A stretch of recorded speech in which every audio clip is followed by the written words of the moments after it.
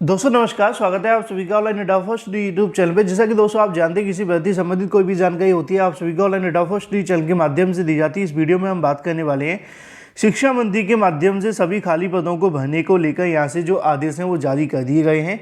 साथ ही अगर बात की जाए टीजीटी पीजीटी स्कूलों के अंदर होने वाली भर्तियों के बारे में, वो अब आप सभी को यूपीएससी के माध्यम से देखने के लिए मिलेंगी, जिसके संबंध में टीजीटी पीजीटी स्कूलों में आने वाली भर्तियों के विज्ञापन को लेकर भी आदेश दे दिए गए हैं। इसके अलावा और भी कई बड़ी लेटेस्ट अपडेट हम कवर करने वाले हैं, तो वीडियो को लाइक कर दें, साथ ही शेयर कर दें और चैनल को सब्सक्राइब कर लें, जिससे कि जानकारी आप सभी को ऑनलाइन डेटा फर्स्ट चैनल के माध्यम से रियल ऑथेंटिक सबसे पहले मिलती रही। तो चलिए दोस्तों वीडियो शुरू करते हैं। शुरुआत करेंगे सबसे पहली अपडेट के बारे में, जो कि संबंधित है प्राथमिक शिक्षक भर्ती को लेकर। जैसा कि दोस्तों आप सभी जानते हैं कि प्राथमिक शिक्षक भर्ती को लेकर आज का दिन काफ़ी ज़्यादा महत्वपूर्ण देखने के लिए मिलने वाला है, क्योंकि प्राथमिक को लेकर आज एक मामला लगा हुआ है बीएड बनाम बीटीसी को लेकर, जिसके बारे में जानकारी मैंने आप सभी को देर शाम को भी दी थी कि इस मामले को लेकर आज आपको सुनवाई देखने के लिए मिलेगी। अब देखना ये होगा कि बीएड बनाम बीटीसी के मामले पर अगर थोड़ी देर के लिए यहाँ से काफ़ी लंबे समय तक सुनवाई होती है, या फिर इसके अलावा सुनवाई के बाद में सुप्रीम कोर्ट के माध्यम से क्या कोई अगली तारीख भी लगाई जाएगी, या फिर सीधा यहाँ से जो फैसला है वो देखने के लिए मिलेगा, या फिर ऑर्डर रिजर्व। और भी बहुत सारे सवाल आप सभी के मन में हो सकते हैं बीएड और बनाम बीटीसी को लेकर।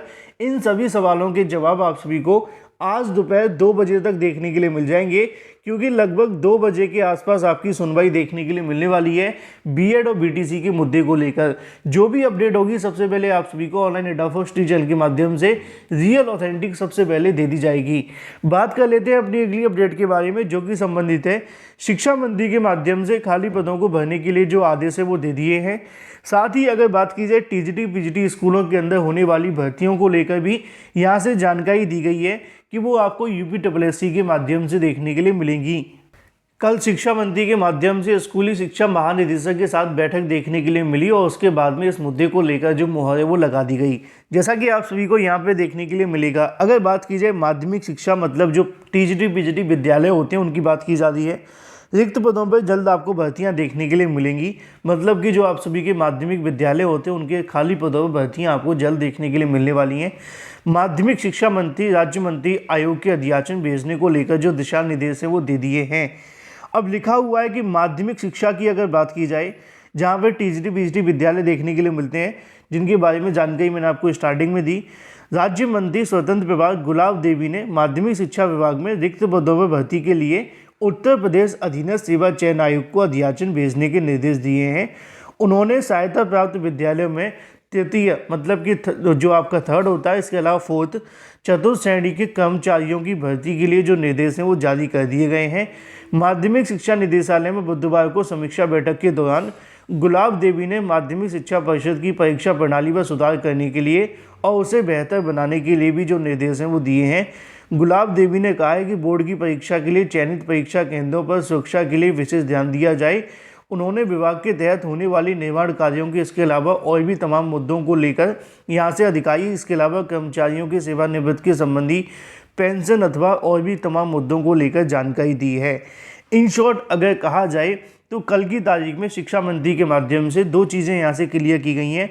पहली चीज़ आप सभी को देखने के लिए मिलती है कि टीजीटी पीजीटी विद्यालयों के अंदर जो भी यहाँ पे तृतीय और चतुर्थ श्रेणी के कर्मचारियों की भर्ती होनी है, उन पदों को भरने के लिए जो आदेश है वो दे दिए हैं, पहला। दूसरा, उन्होंने तमाम रिक्त पदों के लिए जो अध्याचन है वो आयोग को भेजने की बात कही गई है। अब किस आयोग को भेजे जाएंगे उसके बारे में लिखा हुआ है, जैसा कि यहाँ पे आप सभी को देखने के लिए मिलता है उत्तर प्रदेश अधीनस्थ सेवा चयन आयोग, मतलब कि यूपीएससी को यहाँ से तृतीय चतुर्थ श्रेणी कर्मचारियों की भर्ती करने के लिए जो आदेश हैं वो दिए गए हैं। लेकिन यहाँ पे अगर बात की जाए कि ये कौन कौन सी भर्तियां देखने के लिए मिलेंगी, तो माध्यमिक शिक्षा विभाग के अंदर कई अलग अलग प्रकार की भर्तियां भी होती हैं, जैसे कि टीजीटी पीजीटी स्कूलों में हाल ही में आपने लिपिक भर्ती देखी थी, है ना। फिर इसके अलावा एक और आप सभी को भर्ती देखने के लिए मिलनी थी, जो कि लगभग 20,000 पदों पर बताई जा रही थी। तो कई अलग अलग भर्तियां हैं जिनको यहाँ से करवाना है। फिलहाल यहाँ पे जो दिशा निर्देश हैं वो दे दिए गए हैं। जल्दी यहाँ पे भर्तियों से संबंधित पूरा डाटा जारी किया जाएगा कि कौन कौन सी वो भर्तियाँ होंगी जो यूपीएससी के माध्यम से करवाई जाएंगी, और उसके बाद आगे की सारी चीज़ें स्पष्ट हो जाएंगी। लेकिन बहुत जल्द टीजीटी पीजीटी विद्यालयों के अंदर कई बड़ी भर्तियों के जो विज्ञापन है वो जारी होंगे तृतीय और चतुर्थ श्रेणी कर्मचारियों के लिए, जिसको लेकर शिक्षा मंत्री ने भी आदेश जारी कर दिए हैं और इनके विज्ञापन यूपीएससी के माध्यम से जारी होंगे। बात कर लेते हैं अपनी अगली अपडेट के बारे में, जो कि संबंधित है 30,000 उच्च प्राथमिक स्कूलों की सीधी भर्ती के बारे में, जिसको लेकर यहाँ से जो सवाल जवाब किए गए हैं हाईकोर्ट के माध्यम से। जैसा कि दोस्तों आप सभी को यहाँ पे देखने के लिए मिलेगा, अगर बात की जाए उच्च प्राथमिक विद्यालयों में सीधी भर्ती बंद करने को लेकर जवाब तलब किए गए हैं। यहाँ पे जो मुद्दा है वो आप सभी के सामने लिखा हुआ है। उत्तर प्रदेश के उच्च प्राथमिक विद्यालयों के अंदर कई बार मैंने आप सभी को जानकारी दी है कि उत्तर प्रदेश के उच्च प्राथमिक विद्यालयों के अंदर सीधी भर्तियाँ नहीं होती हैं, क्योंकि वहाँ पर प्रमोशन के माध्यम से पदों को भरा जाता है, लेकिन आजकल वो भी नहीं हो रहा है। उसी को लेकर यहाँ से आप सभी को देखने के लिए मिलेगा कि इलाहाबाद हाईकोर्ट में राज्य सरकार से जवाब तलब किया गया है कि परिषदीय उच्च प्राथमिक विद्यालयों के अंदर जहाँ पे जो बात की गई है उसी के बारे में आप सभी के सामने है कि भाई सीधी भर्ती भरने को लेकर जो शुरू की गई प्रक्रिया अचानक बंद कर देने पर जवाब तलब किया गया है। यह आदेश न्यायमूर्ति आशुतोष श्रीवास्तव ने विपिन कुमार शर्मा इसके अलावा अन्य की याचिका पर सुनवाई करते हुए दिया है।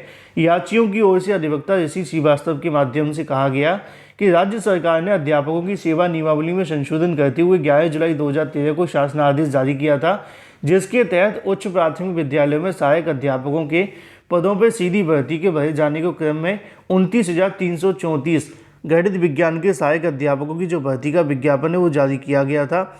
उसी के संबंध में शिक्षकों की जो भर्ती प्रक्रिया है वो शुरू की गई थी, लेकिन 29,000 भर्ती के बाद में इस भर्ती के बाद जो सीधी भर्ती की प्रक्रिया उसको क्यों बंद कर दिया गया, इसको लेकर जवाब तलब किया गया है। सरकार ने 29,334 गणित विज्ञान के अध्यापकों की भर्ती में 3,000 पदों पर सीधी भर्ती करने से इनकार कर दिया। कहा गया कि सरकार का यह कदम सेवा नियमावली में किए गए संशोधन के विपरीत है। याचिका का विरोध करते हुए अपर महाधिवक्ता MC चतुर्वेदी इसके अलावा अर्चना सिंह का कहना है कि मामला सुप्रीम कोर्ट में है और याचिका विलंब से दाखिल की गई है, इसलिए पोषणीय नहीं है। याचियों के अधिवक्ताओं का कहना था कि सुप्रीम कोर्ट के समक्ष भर्ती प्रक्रिया को निलंबन विचाराधीन है, जबकि प्रक्रिया समाप्त किए जाने को लेकर निर्णय में चुनौती दी गई है। इसी मुद्दे को लेकर बहस की जा रही है कि भाई उच्च प्राथमिक विद्यालयों के अंदर जो शिक्षकों की भर्ती की सीधी भर्ती बंद कर दी गई है, उसको लेकर सरकार का क्या स्टैंड है।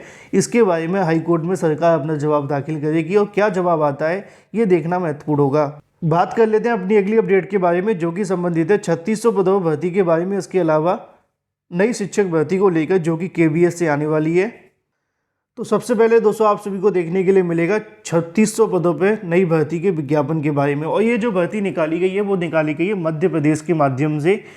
पटवारी की भर्ती हम कह सकते हैं, जिसको आम भाषा में आप लेखपाल भी समझ सकते हैं। 18 से लेकर 40 वर्ष के अभ्यर्थी इसके लिए आवेदन करेंगे। उम्मीदवार के पास में विश्वविद्यालय पद अनुसार कला, विज्ञान, वाणिज्य, अंग्रेजी आदि विषयों में ग्रेजुएशन पोस्ट अगर उनके पास है तो वो आवेदन कर सकते हैं। चयन के लिए कंप्यूटर आधारित ऑनलाइन परीक्षा का आयोजन किया जाएगा। आवेदन 19 जनवरी 2023 से लेकर कर सकते हैं। 560 रुपये फीस देखने के लिए मिलेगी। ज़्यादा जानकारी के लिए ऑफिशियल वेबसाइट पर जाकर चेक कर सकते हैं। बात कर लेते हैं केंद्रीय विद्यालयों के अंदर होने वाली शिक्षक भर्ती को लेकर। केंद्रीय विद्यालयों में संविदा पर आपको जो भर्तियां वो देखने के लिए मिलेंगी, जिसके बारे में लिखा हुआ है कि जो केंद्रीय विद्यालयों के अंदर भर्ती होंगी वो संविदा पर देखने के लिए मिलेंगी। और ये स्पेशल शिक्षक भर्ती होगी, मतलब कि ये जो भर्ती होने वाली है ये आम भर्ती नहीं होगी, स्पेशल होगी। स्पेशल का मतलब क्या होता है, जैसे कि दिव्यांग छात्रों को पढ़ाने के लिए लिखा हुआ है कि विशेष आवश्यकता वाले बच्चों की मुख्य धारा से जोड़ने के लिए मकसद से केंद्रीय विद्यालय संगठन की महत्वपूर्ण पहल है।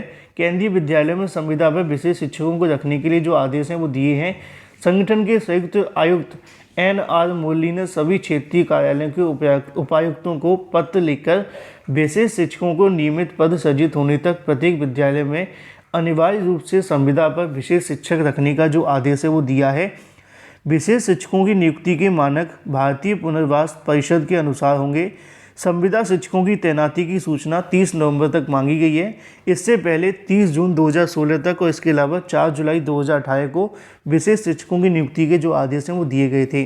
लिखा हुआ है कि सरकारी प्राथमिक स्कूलों में कक्षा 1 से 5 तक, इसके अलावा 10 तक के दिव्यांग बच्चों की, 6ठी से लेकर 8वीं तक के 15 दिव्यांग बच्चों का नामांकन होने पर एक विशेष शिक्षक, जिसको स्पेशल एजुकेटर के नाम से जाना जाएगा, रखने का प्रावधान है।